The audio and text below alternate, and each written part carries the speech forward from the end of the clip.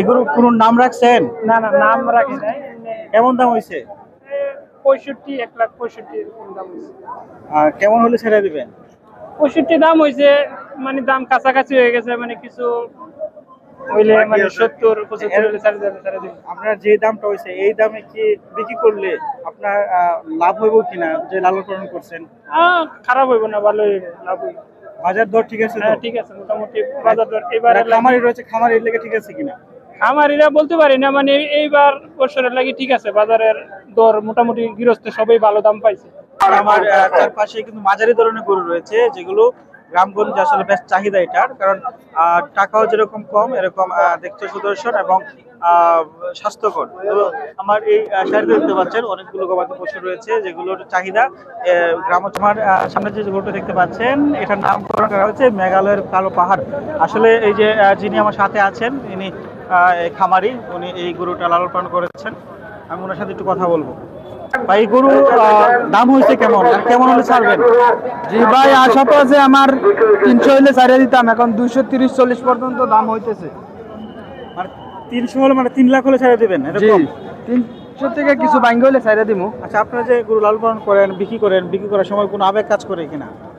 জি ভাই, আমরা তো অবশ্যই আবেগ আছে, যেহেতু গরু পালন করি অবশ্যই আবেগ আছে। আবেগ হলো আমাদের, মনে করেন আমরা কষ্ট করে লালন পালন করিতে আমরা 2 টাকা পাওয়ার জন্য পালি, বুঝছেন? এখন বর্তমানে খানা খাদ্যের দাম অনেক বেশি, আমরা গরু পালন করে আসলে গরু পালার ইচ্ছা নাই। চাহিদা আছে, কাস্টমারেরও চাহিদা আছে, পাইকারেরও চাহিদা, পালা বিক্রি কিনে হইতেছে। মানে ছোট বড় সব ধরনের বিক্রি হইতেছে। যেমন 4 লাখ টাকা দইরা 50 টাকা পর্যন্ত গরু বিক্রি হইতেছে। দর্শক, আসলে এই বাজারের যে ম্যাচুর যেটা হচ্ছে, এখানকার এই বাজারে সব ধরনের গরু পাওয়া যাচ্ছে, ছোট বড় মাঝারি এবং বড় থেকে ছোট করে। এখানে 4 লাখ থেকে শুরু করে সর্বনিম্ন 50,000 পর্যন্ত গবাদি পশু পাওয়া যাচ্ছে, অর্থাৎ সাধারণ মানুষের নাগালের ভেতরে কিন্তু রয়েছে। আমরা এখনো অপেক্ষায় আছি। এই বাইরে থেকে যে পাইকার গুলো আসে, এগুলো ভালো করে ক্রয় করছে কিনা, না উড়ে যাচ্ছে, এরকম কোনো আছে? না না, কিনতেছি, মোটামুটি কিনা ভালো হইতেছে। ধন্যবাদ।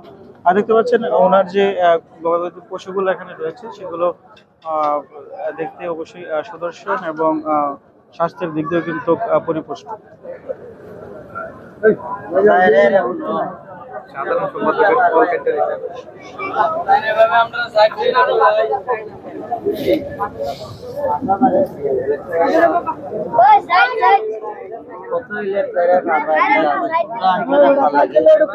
আমরা দিলাইতাম তারা কত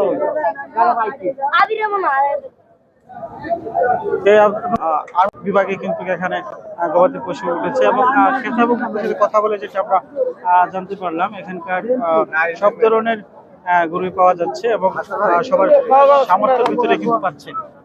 দর্শক দেখতে পাচ্ছেন এই যে এখানে দেশি এবং বিদেশি গরু, সব ধরনের গরু পাওয়া যাচ্ছে।